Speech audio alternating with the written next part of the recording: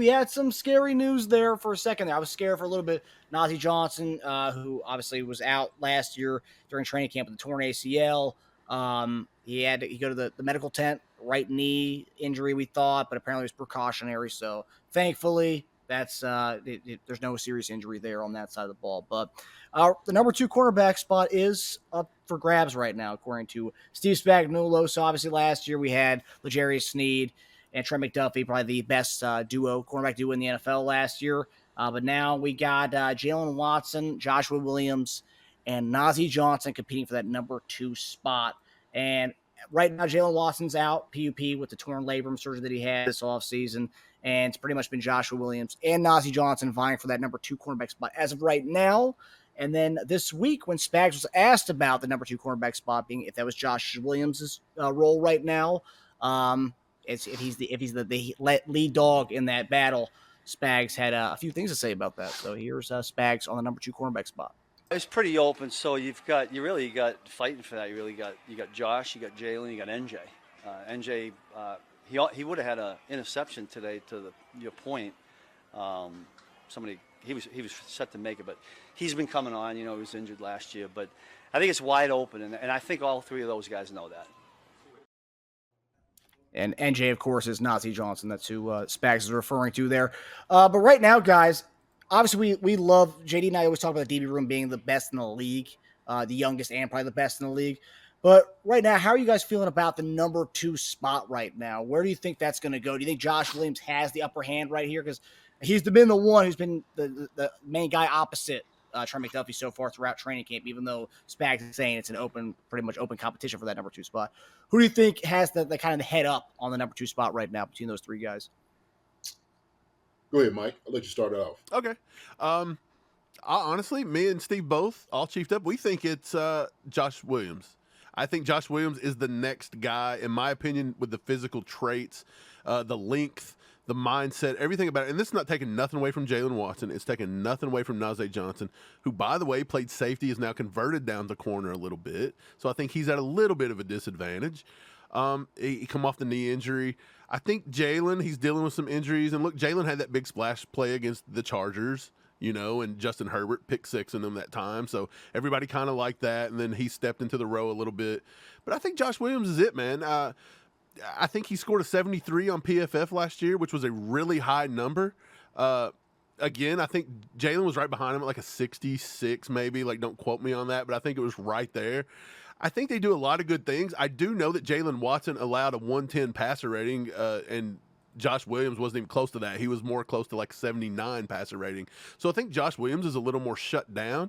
I think his size, I think he's a little more imposing.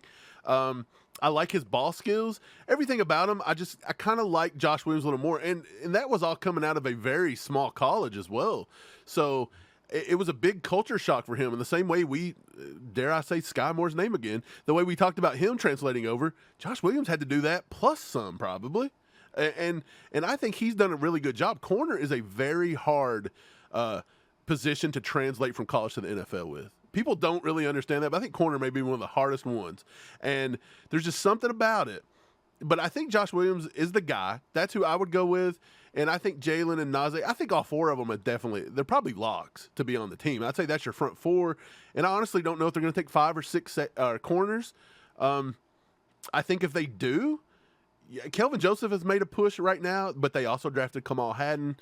You got plenty of talent back there. Nick Jones they drafted last year, by the way. That's another NJ. That could be NJ too. So, they've got a lot. And they got that new kid, DJ Miller. He just come in and made a pick today. Like, that kid can play as a UDFA. We're 7 or 8 deep, and we were deep last year too, if you don't remember. Khalif Hallisey. We both liked him. I thought he'd done enough to make the team. He gets cut, goes to Cleveland. He's their CB2. So it's like we cut Cleveland's CB2 last year. That may be a little premature, but that just shows you how deep we are. We got rid of Sneed. Why? We're deep. Brett Veach is built for this. It's cheaper. This is why we had to do it. But I think it's Josh Williams' job to lose, JD. We're actually getting a source here, prime source. This is Nazeeh Johnson's mother. She's saying he's all good. Let's go. So there we go. Nazeeh, I love Nazeeh, man. He's all good, baby. I hope him the best. I really do think that kid could be a player in this league. I really do. And we were talking about it a little bit, Marcus, before we come on. Mental side. And even today, maybe it was something a little mentally with it, like maybe he felt something weird or just whatever. Dude, we've all had some medical scares, and boy, it'll get you that medical anxiety really quick. And you think the world's ending every 5 minutes. So hopefully he's not going to get there, but I do think the mental aspect, it's tougher to get over that hump sometimes than the physical. Definitely. Yeah. All right. Well, shout out to Keisha Brown being on here, saying what's up. Good to see you. But I tell you what, it's scary for Nazeeh, and you hate to see it for a guy who's just coming off an injury, coming back, who's trying so hard to get back and make sure that he is healthy and to compete. And so when we had him on the show, man, you could see it in his heart, in his mind, in his passion, the way he spoke, that he was looking to try to take that position. And that's what you had to have. You had to have full confidence in yourself and your abilities. I would even say that Nazeeh probably, more than the other two, is more fundamentally sound in the things that he does. He has really quiet feet. He's not as opposing maybe as Josh Williams is, but he's a muscle, and he's one of those guys who has that high IQ. He knows where to be on the field, which is a great thing. That's what you need as far as with Spags understanding, of getting Nazeeh back. So when you have these battles of three guys, which is a great thing to have, I think right now Joshua has a nod because of he has more of a playing experience than everybody else. Jaylen Watson, he's out. He's going to be behind the 8 ball because he is hurt. And so because Josh is a taller, cornerback, he kind of looks a little bit like Sneed somewhat. And he's been able to go out there and compete against the highest level guys out there, right? Chase and all those guys, the Buffalo's guys out there, Diggs and whatnot. So he has a lot of experience. So I think that Joshua right now has that nod. But the good thing is about this, and I think what people fail to understand is guys can be interchangeable. Spags, we've seen it all the time in the past couple of years. He can move guys in and out. So if somebody's nicked up, let's put him in. We're not going to lose any sleep putting another guy in. And so that's why when you're talking about the depth of the cornerbacks, okay, on this team, we have the best secondary in the league. There's no doubt about it to me. We have the best depth. We have the best guys. I mean, when we're sitting over here talking about who's the number two, to me, I think they're all number two. I don't think you even name it like, well, who's the second guy? Well, shoot, all three of those guys could be the second guy, okay? You don't lose any sleep with anybody coming in and coming into play. So that's one thing that you got to realize. I know our philosophy as far as defensively is to be physical up there as a corner, okay? Because you got to be the cover one guy. You got to make sure that you're pressing guys at the line of scrimmage. You got to be in they tail the whole time, down the field, get your head turned around. That's what it's all about. And so when you look at these guys, all three of those guys can do that. We know that. All three of them can. So we look for a speedy recovery, as far as for Nazeeh. I know she said he's good. They're going to look at it. We're going to see how he is. They might bring him back a little bit just to make sure that there's nothing glaring or something like, hey, man, like you got to make sure you're good, right? We bring you back slowly. We ain't playing, the game tomorrow, okay? So Nazeeh, who had been hurt, let's get him healthy again. Let him get back into where he was before.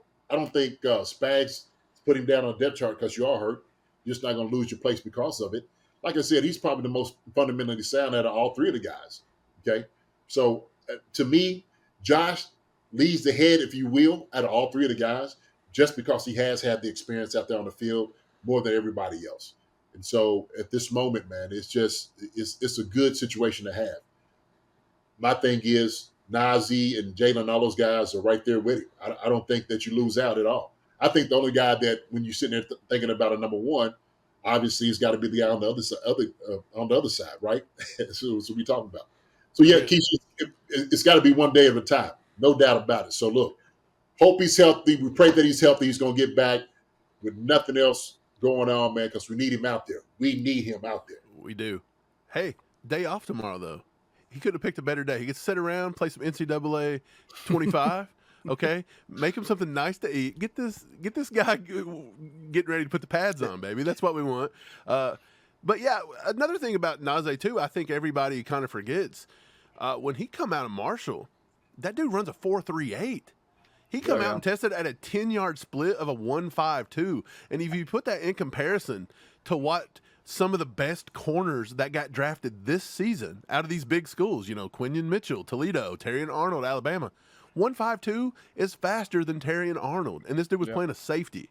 Yep. He's faster than Ennis Rakestraw. He was faster than Nate Wiggins. Nate Wiggins had like a 1.59 10-yard split. So this dude can straight up move his feet. He's fluid in the hips. And like JD said, he's got really good technical. He's sound technically. Like he really is. For me, though, I just think the size, the imposing. If Spags wants to get in there and he wants to beat somebody to death like the Jerry Sneed, that's where Josh Williams has the heads up. Josh Williams can track the ball. He gets his head around, looks at the ball very well. But I think they all do. To JD's point, I don't think anybody is a downgrade. This room is deep. I think there's 7 to 8 guys that have a shot and a legitimate gripe to say, hey, we're the top 5 here. Put me on the team. But there's going to be some good guys go to the practice squad and some good guys get cut. And that's just the reality when you give Patrick Mahomes the best all-around roster he's had since he's been in football. And by the way, about to pick up that 3-peat. You know what's good about that at 4.3 speed? Because you can't coach him. That's one guy that can catch up every time you throw the ball, man. And look, that's what Nazeeh does. He's right there in your hip each and every time, right? Like you said, Josh Williams, he had to learn, right? And I love because you threw him out there early. Spags threw him out there to the fire early, okay? When everybody was like, oh, no, what is Spags doing? And why? There's a reason to his madness. Believe me, there's a method to his madness, what he's thinking, okay? Get a guy ready, get him prepared for game time when they need him in big games, okay? And I said that the first time when he got beat by Diggs, he had good technique. He was in the hip. He just didn't get the head around. That was it. Everything has to come together, right? So when you start that, you start coaching it, hey, that's what you want to be able to see. And so like we're talking about the progress of guys, on the other side of the ball, same thing with the corners. So when you have all those things locked down, man, that's exactly what it has to be. It has to be that as well. So the discipline that these guys show, what Spags asked for them, that's going to be key. And so that's what I'm looking for, man, from the secondary, man. Like you said, nobody's a downgrade at all. Nobody. And last year when Nazeeh did get hurt in training camp, Nazeeh was running with the ones. So, it's not a surprise that he's, rotating in at the number two spot.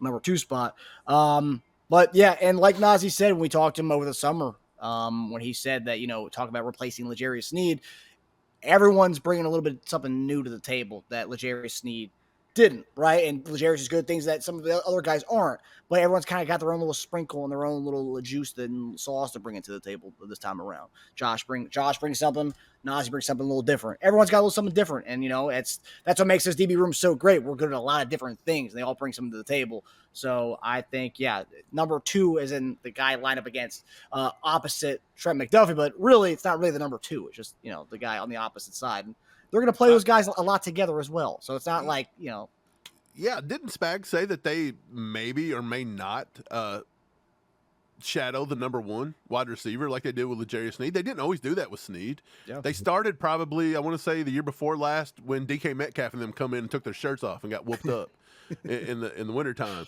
That's about when they started it, if I can remember correctly, and then they kind of did that all year. I don't think McDuffie would do horribly shadowing a number 1 every time, but McDuffie's one knock, in my opinion, is his size limitation. We've seen it in the preseason last year with the Saints when A.T. Perry, the rookie, come in there and just ate his lunch on a few plays because if you throw a perfectly thrown ball, and people's going to argue, well, if a quarterback throws a perfectly thrown ball, anybody beats anybody. But when you don't have to be that perfect, you just got to throw it up a little higher. That's where Trent McDuffie can run into problems. So Trent McDuffie versus DK Metcalf, you might have a little more problems than maybe Trent McDuffie versus like Stephon Diggs. So I don't think they shadow him like that. I don't think they do that. And again, that's where your Josh Williams comes into play because he can get up on a DK Metcalf like that. Yeah, and really, man, it's just trust the Spags in the scheme. That's what you have to do. So I don't think you necessarily have to travel because then it switches up everything that you do defensively. Why do that, right? Why change up what has been working for you at this time? So look, these guys, all those guys are capable, no doubt about it. And so it's what I love about it. These guys are growing together. That's another thing. These guys all like to compete. These are all guys that are all friends, and they push for one another. So it ain't like 1 or 2. It's the whole DB room. That's who you're going against.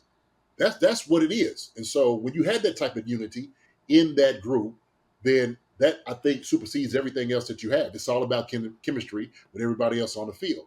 And so relationally, when you're talking about the safeties and the linebackers, everybody has a good rapport with everybody. And so more importantly, we trust Spag and the scheme to get those guys, to compete, to challenge the wide receivers that you see out there. It doesn't matter who you got. It doesn't matter. Yeah, and that's the beauty about this DB room. Cook, they call themselves the Fab Five: Cook, Nazeeh, Watson, Williams, and Trent McDuffie. All of them came together, and all of them, they're all boys, and they all push each other to be Yes, the best sir. they can be. So you got to love that camaraderie they have in the DB room from that draft class. Gotta love it. Told you, man, you only know what you know, right? You get these guys as a clean slate. You can put in whatever you want to into these guys, okay? You make these jokers believe that it doesn't matter. Like you said, size does matter, but never forget the heart. Amen, Lenny. 100%, right? That's one thing you can't necessarily measure, okay? Is they're willing and want to. That's at heart. Exactly. Hi, everybody. Thanks for watching. Subscribe here to get the latest from the show. Also, be sure to check out the best clips from Chief Concerns. And if you prefer to listen to the show, subscribe and follow us on Apple Podcasts, Spotify, and anywhere else you get your podcasts.